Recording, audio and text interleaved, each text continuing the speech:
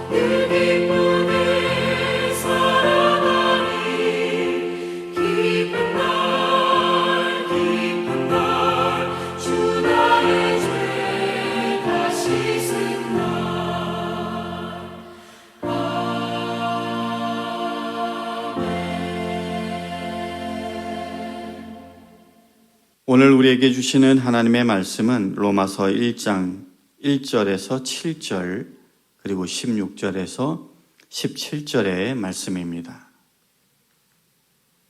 예수 그리스도의 종 바울은 사도로 부르심을 받아 하나님의 복음을 위하여 택정함을 입었으니 이 복음은 하나님이 선지자들을 통하여 그의 아들에 관하여 성경에 미리 약속하신 것이라. 그의 아들에 관하여 말하면 육신으로는 다윗의 혈통에서 나셨고 성결의 영으로는 죽은 자들 가운데서 부활하사 능력으로 하나님의 아들로 선포되셨으니 곧 우리 주 예수 그리스도시니라. 그로 말미암아 우리가 은혜와 사도의 직분을 받아 그의 이름을 위하여 모든 이방인 중에서 믿어 순종하게 하나니 너희도 그들 중에서 예수 그리스도의 것으로 부르심을 받은 자니라. 로마에서 하나님의 사랑하심을 받고 성도로 부르심을 받은 모든 자에게 하나님 우리 아버지와 주 예수 그리스도로부터 은혜와 평강이 있기를 원하노라.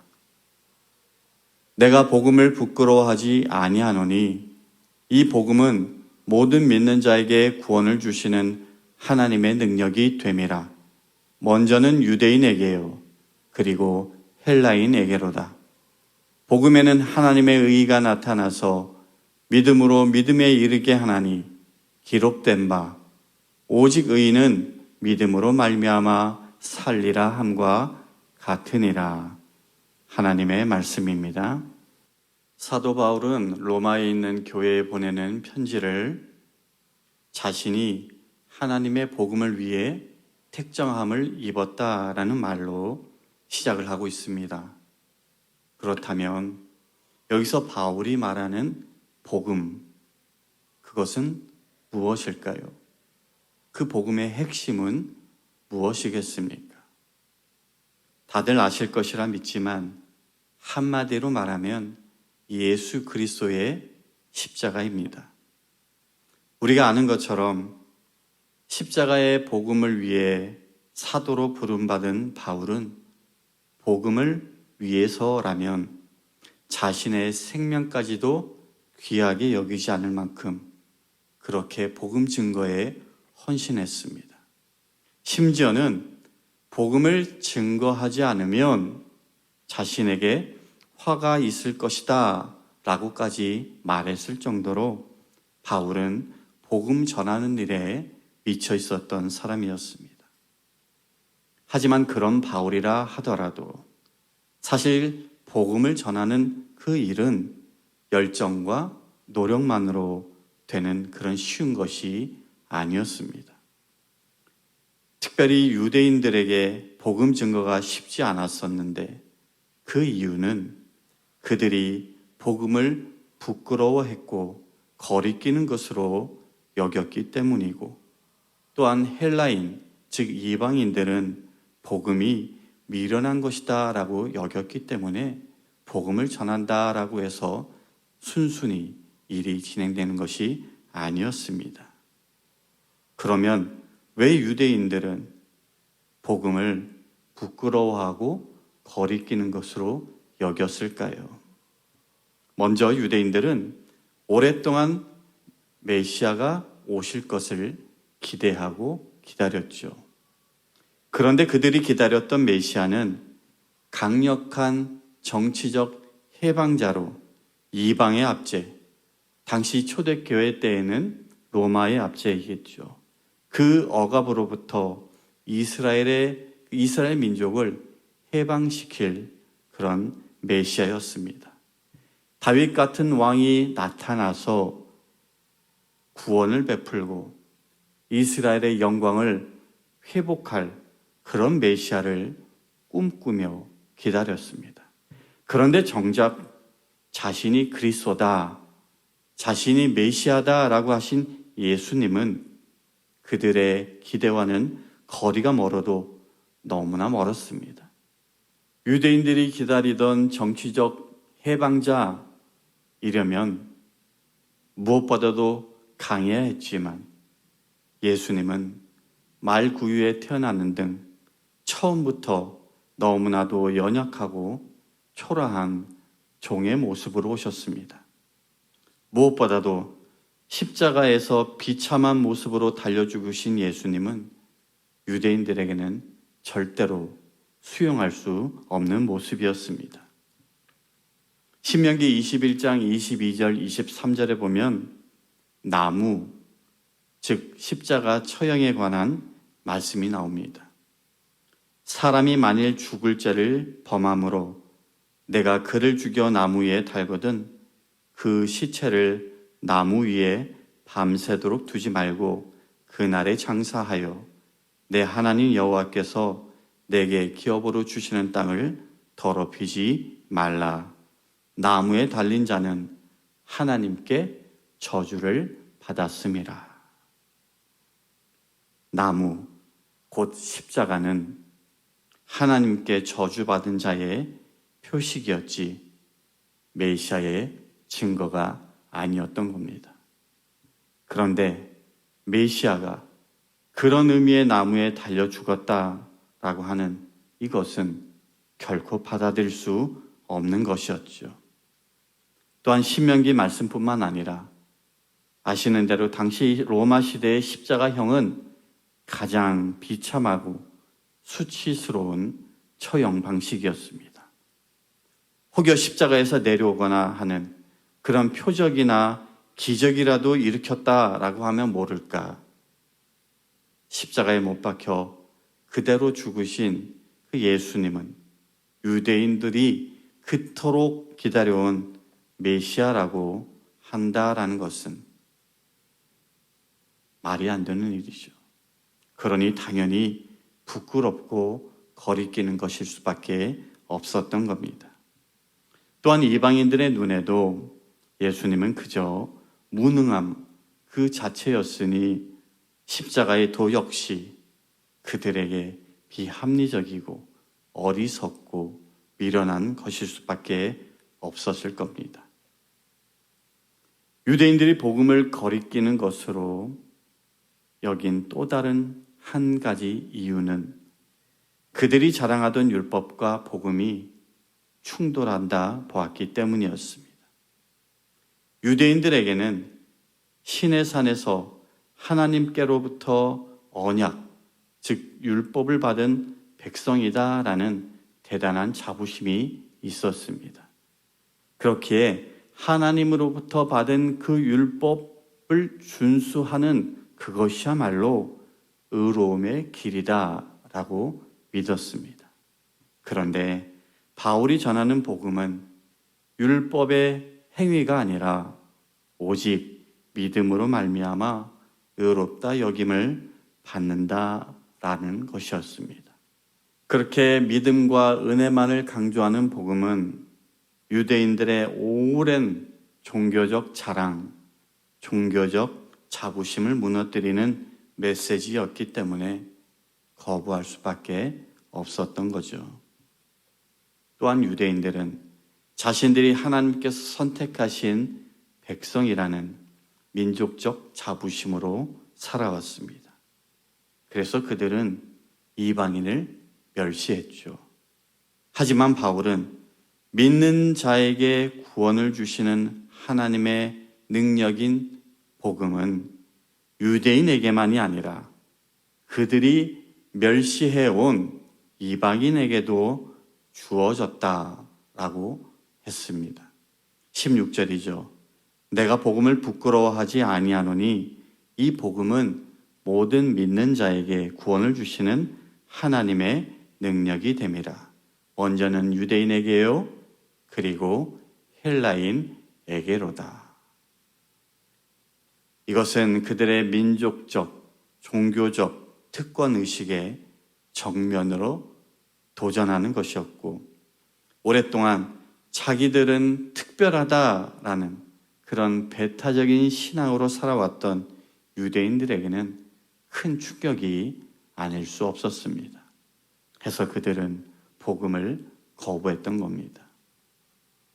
비단 유대인들뿐만 아니라 헬라인들도 십자가의 복음을 미련한 것이다 라고 보았다라고 말씀드렸는데, 그처럼 그때나 지금이나 세상적인 기준으로 본다면 십자가의 복음은 여전히 약하고 매력적이지 않습니다. 그러나 사도 바울은 분명하게 말합니다. 나는 복음을 부끄러워하지 않는다. 왜냐하면 예수님의 십자가의 죽음을 통해 주신 복음이야말로 모든 믿는 자들을 구원의 길로 인도하는 하나님의 능력이 되기 때문이다. 이 말은 예수님만을 통해 구원을 얻을 수 있다라는 것으로 일찍이 예수님은 이렇게 말씀하셨습니다. 요한복음 14장 6절에서 내가 곧 길이요 진리요 생명이니 나로 말미암지 않고는 아버지께로 올 자가 없느니라. 또한 베드로도 사도행전 4장 12절에서 이렇게 선포했습니다. 다른 이로서는 구원을 얻을 수 없나니 천하 사람 중에 구원을 받을 만한 다른 이름을 우리에게 주신 일이 없음이라 하였더라. 이처럼 우리는 행위로 구원받지 않고 오직 예수 그리스도의 십자가 은혜로만 구원을 받습니다. 그러므로 우리로부터 나오는 그 어떤 것도 자랑할 수 없는 것이죠. 오직 주님의 은혜만이 우리의 자랑이 되어야 하고 주님의 그 십자가의 복음만이 우리의 자랑이 되어야 합니다. 여러분은 복음을 부끄러워하며 살아가십니까? 아니면 자랑하며 살아가십니까?